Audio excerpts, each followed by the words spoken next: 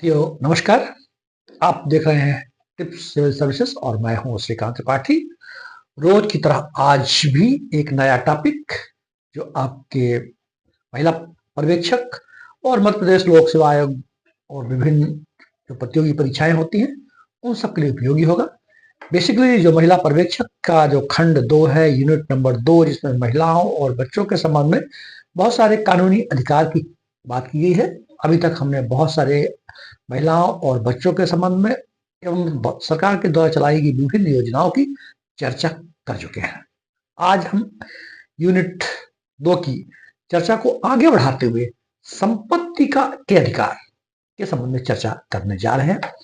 आज की चर्चा में संपत्ति क्या है, संपत्ति के प्रकार क्या है, संपत्ति के अधिकार की संवैधानिक स्थिति क्या है, मिताक्षरा में क्या लिखा हुआ है, दाय भाग में क्या लिखा हुआ है, प्राचीन काल, मध्यकाल, राजपूत काल, ब्रिटिश शासन का, ब्रिटिश काल और देश की आजादी के बाद महिलाओं को संपत्ति के अधिकार के संबंध में क्या क्या कानून बनाए गए, ये हम चर्चा करेंगे। और माननीय सर्वोच्च न्यायालय के द्वारा समय समय पर संपत्ति के अधिकार के संबंध में महिलाओं को दिए गए अधिकार के संबंध में चर्चा करेंगे। चर्चा हम शुरू करते हैं। संपत्ति संपत्ति संपत्ति वह संसाधन या अधिकार है जो किसी व्यक्ति, संस्था या सरकार के स्वामित्व में है। इसका उपयोग, हस्तांतरण और नियंत्रण कानूनी रूप से किया जा सकता है।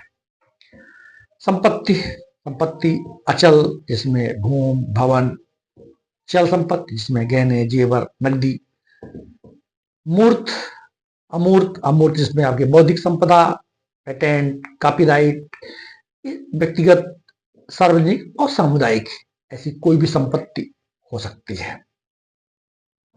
बेसिकली जो हमारी चर्चा का विषय है वह है संपत्ति के संबंध में महिलाओं के क्या अधिकार है। हम यदि प्राचीन काल को देखें तो प्राचीन काल में जो हमारा वैदिक पीरियड से हम बेसिकली इतिहास पढ़ने को मिलता है, जो हमारा वैदिक पीरियड 1500 ईसा पूर्व से 500 ईसा पूर्व था, इसमें महिलाओं को स्त्री धन रखने का अधिकार था, लेकिन पारिवारिक संपत्ति में उनकी हिस्सेदारी बहुत सीमित थी। मनुस्मृति में भी, बहुत ही पुराना ग्रंथ है, इसमें भी महिलाओं की संपत्ति पर बहुत ही सीमित हिस्सेदारी का लेख मिलता है। मध्यकाल आपका दिल्ली सल्तनत, खिलजी युग, तुगलक युग, सैयद वंश, इसके बाद मुगल पीरियड और उत्तर मुगल पीरियड, सभी समय में जो मध्यकाल का समय था, इस पूरे मध्यकाल के समय में महिलाओं को संपत्ति पर अधिकार नहीं था या बहुत सीमित अधिकार थे। कहीं थे भी तो उच्च वर्गीय क्षेत्रों में, राजघरानों में देखे जा सकते हैं। राजपूत पीरियड और दक्षिण भारत के राज्यों में जो राजघराने थे, रानियों को यह अधिकार, संपत्ति पर अधिकार था। ब्रिटिश शासन काल में भी संपत्ति के अधिकार को लेकर ज्यादा छेड़खानी नहीं की गई। हिंदुओं का पर्सनल लॉ था, मुस्लिमों का पर्सनल लॉ था। इन दोनों, हिंदू और मुस्लिम के पर्सनल लॉ के हिसाब से संपत्ति के अधिकार निर्धारित होते थे। लेकिन ब्रिटिश शासन काल में दो कानून संपत्ति के अधिकार के संबंध में चर्चा की गई है। एक कानून आया था जिसका नाम था भारतीय उत्तराधिकार अधिनियम 1925। भारतीय उत्तराधिकार अधिनियम 1925 यह मुख्यतः ईसाई, पारसी और यहूदी महिलाओं के लिए था। इस उत्तराधिकार अधिनियम में ईसाई, पारसी और यहूदी समाज की महिलाओं को संपत्ति में उत्तराधिकार दिया गया था। यह ब्रिटिश शासन काल की बात है, 1925 की बात है। 1937 में फिर एक कानून ब्रिटिश शासन काल में ही आया जिसका नाम था Hindu Women's Right to Property Act 1937। यह बेसिकली विधवाओं के लिए था। 1937 में यह कानून आया ब्रिटिश शासन काल में, और विधवाओं को उनके पति पर संपत्ति का अधिकार दिया गया, हिंदू विधवाओं को। लेकिन यह अधिकार भी बहुत सीमित था, यह ज्यादा व्यापक प्रचलन में नहीं आया। देश की आजादी के बाद हमारा संविधान लागू हुआ। संविधान में समानता का अधिकार हमारे संविधान का जो फंडामेंटल राइट है, अनुच्छेद 12 से लेके 35 तक, इसमें आप 14 में सभी समानता के अधिकार है, विधि के समक्ष समानता, विधियों का समान, से बहुत सारे फंडामेंटल राइट है, वो अलग हम उसकी चर्चा करेंगे। बेसिकली देश की आजादी के बाद, संविधान लागू होने के बाद ये प्रयास किया गया है कि जाति, धर्म, लिंग, वंश के आधार पर किसी प्रकार का कोई भेदभाव ना हो, इसको लेकर के समय समय पर कानून बनाए गए। 1956 में महिलाओं के जो संपत्ति के संबंध में कानून बनाया गया, वो आया हिंदू उत्तराधिकार अधिनियम 1956।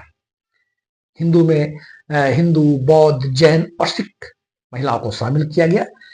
इसमें इस कानून जो हिंदू उत्तराधिकार अधिनियम 1956 आया, इसमें महिलाओं को संपत्ति में अधिकार दिया गया, लेकिन जो महिलाएं या बेटियां थी, बेटियों को संपत्ति पर बेटों के समान अधिकार प्राप्त नहीं हुआ 1956 में। फिर ये कानून और आया 1988, इसका नाम था संपत्ति अधिकार अधिग्रहण नियम। इसको 2016 में संशोधन किया गया, जिसका नाम था संपत्ति अधिकार अधिग्रहण नियम 1988। इसमें 2016 में संशोधन किया गया था। इसमें बेसिकली ये कहा गया था कि कोई भी पति पत्नी के नाम से बेनामी संपत्ति नहीं रख सकता है। यदि पति पत्नी के नाम से कोई संपत्ति रखी गई है तो उसमें पत्नी का कानूनी अधिकार होगा। यह 1988 में आया। सबसे जो महत्वपूर्ण जो कानून आया, वो आया हिंदू उत्तराधिकार संशोधन अधिनियम 2005। हिंदू उत्तराधिकार संशोधन अधिनियम 2005। इसमें बेटियों को बेटों के समान ही संपत्ति पर अधिकार दिया गया, अर्थात महिलाओं को पुरुषों के समान ही संपत्ति पर अधिकार प्राप्त हो गया। बेटियां, महिलाएं विवाहित हों या अविवाहित, उन्हें अपने पैतृक संपत्ति पर, उनके पिता की संपत्ति पर पूरा अधिकार होगा। ये 2005 हिंदू उत्तराधिकार अधिनियम जो 1956 बनाया गया, उसमें संशोधन किया गया और विधवाओं को भी संपत्ति पर पूर्ण अधिकार, यानी विधवाएं अपने पति की संपत्ति पर पूर्ण अधिकार प्राप्त करने का प्रावधान इसमें किया गया। तो ये हिंदू उत्तराधिकार संशोधन अधिनियम 2005 आया। हम चर्चा करते हैं कि संपत्ति का जो अधिकार है, संपत्ति के अधिकार के संबंध में हमारे संविधान में क्या व्यवस्था है। हम जानते हैं कि जो हमारा संविधान का भाग 3 है, जिसमें अनुच्छेद 12 से 35 तक फंडामेंटल राइट की व्यवस्था की गई है। जो हमारा मौलिक रूप से जो मूल हमारा संविधान था, उसमें जो संविधान का अनुच्छेद 19 है, जिसमें स्वतंत्रता का अधिकार की बात की गई है, उस स्वतंत्रता के अधिकार में संपत्ति का अधिकार भी मौलिक अधिकार था। लेकिन ये जो आपका जो अनुच्छेद 19(1)(f) 1950 से लेके 1978 तक संपत्ति का अधिकार मौलिक अधिकार था 19(1)(f) और अनुच्छेद 31 ये फंडामेंटल राइट है। ये किसी को किसी संपत्ति से बेदखल किया जाता है तो उसी प्रकार से अपने फंडामेंटल राइट के वायलेशन के संबंध में माननीय सर्वोच्च न्यायालय में, माननीय उच्च न्यायालय में अपनी पिटीशन लगा सकता है। ये 1978 तक था। हमने बताया 19(1)(f) और 31 में था, ये प्रावधान था। इसको बाद में 44वां संविधान संशोधन करके, 44वां 44 संविधान संशोधन करके इसको 19(1)(f) और 31 यानी फंडामेंटल राइट से हटाकर, यानी मौलिक अधिकार से हटाकर, इसको संविधान के अनुच्छेद 300 में जोड़ दिया गया। और अब वर्तमान में यह एक प्रकार का संवैधानिक अधिकार है, एक प्रकार का कानूनी अधिकार है। इसका मतलब यह है कि संपत्ति का जो अधिकार, किसी के पास एक कोई संपत्ति है तो ऐसे ही बेदखल कर दिया जाएगा, उसको बाजार दर से उसको कीमत दी जाएगी और कानूनी प्रक्रिया का पालन किया जाएगा। जो उस निर्धारित लॉ है, विधि प्रक्रिया है, उस प्रक्रिया के तहत ही किसी की संपत्ति को लिया, शासन के द्वारा किसी कोई प्रोग्रेसिव वर्क करना है तो लिया जा सकता है। इसके संबंध में कुछ महत्वपूर्ण फैसले संपत्ति के अधिकार के संबंध में 1970 में आरसी कूपर केस आया। आरसी कूपर केस 1970 में आया। इसमें कहा गया, ये बात आई आई कि संपत्ति के अधिकार एक प्रकार की आर्थिक स्वतंत्रता है। तब तक मैंने ये एक प्रकार का मौलिक अधिकार में ये शामिल था। ये इसके लिए महत्वपूर्ण केशवानंद भारती बात जो 1973 में आया, इसमें कहा गया, माननीय सुप्रीम कोर्ट ने कहा कि संपत्ति के अधिकार को मौलिक अधिकार से हटाया जा सकता है। केशवानंद भारती बात 1973, जिसमें संविधान का आधारभूत ढांचा की बात भी की थी। ये अलग विषय है, इसको हम संविधान की जब चर्चा करेंगे तो हम चर्चा करेंगे, लेकिन जो संविधान का आधारभूत ढांचा की जो बात आई थी वो केशवानंद भारती बात 1973 में आई थी। अब हम बात करेंगे कि माननीय सर्वोच्च न्यायालय द्वारा समय समय पर संपत्ति के अधिकार को लेकर क्या निर्णय किया। सबसे जो महत्वपूर्ण निर्णय 1995 में आया। 1995 में सल्ला मुदगल बनाम भारत सरकार का केस आया। 1995 सल्ला मुदगल बनाम भारत सरकार 1995। यह फैसला उन पुरुषों के खिलाफ था जो हिंदू, जो मैरिज एक्ट है, हिंदू विवाह के जो कानून थे, उनके तहत शादी करके इस्लाम धर्म ग्रहण कर लिया करते थे। तो उनको रोका गया और कहा गया कि यदि कोई हिंदू मैरिज एक्ट के तहत शादी करता है, बाद में इस्लाम धर्म ग्रहण कर लेता है, तो भी उसकी जो पहली पत्नी है उसको उसके पति के संपत्ति पर पूरा पूरा अधिकार होगा। 1995 इसको सल्ला मुदगल बनाम भारत सरकार case 1995।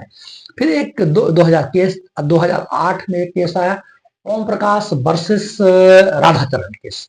Om Prakash versus Radhacharan case 2008 में, ये बेसिकली विधवाओं के लिए था कि विधवाओं, अगर कोई महिला विधवा हो जाती है तो उसको अपने पति की संपत्ति पर अधिकार होगा। उसको उसके ससुराल पक्ष के लोग उसकी संपत्ति से बेदखल नहीं कर सकते, उसके पति पर उसकी संपत्ति का अधिकार होगा।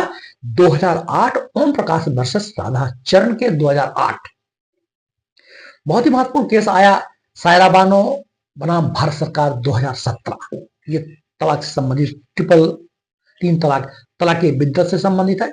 इसमें पहली बात तो 2017 में सायरा बानो बनाम भारत सरकार के इसमें कहा गया कि इस तरह का जो तलाकी बिद्दत है, 3 तलाक है, वो अवैध है। एक बात। दूसरी बात ये कहा कि मुस्लिम महिलाओं को पति की संपत्ति पर अधिकार होगा और उनको भरण पोषण पाने का भी पूरा अधिकार होगा। सायरा बानो केस ये आया 2017 में, ये बहुत महत्वपूर्ण केस था। इसके बाद जो इस बहुत ही इंपॉर्टेंट केस था जिसमें 2005 जो आपका 2005 हिंदू उत्तराधिकार संशोधन अधिनियम 2005 आया था, उसकी व्याख्या माननीय सर्वोच्च न्यायालय ने किया।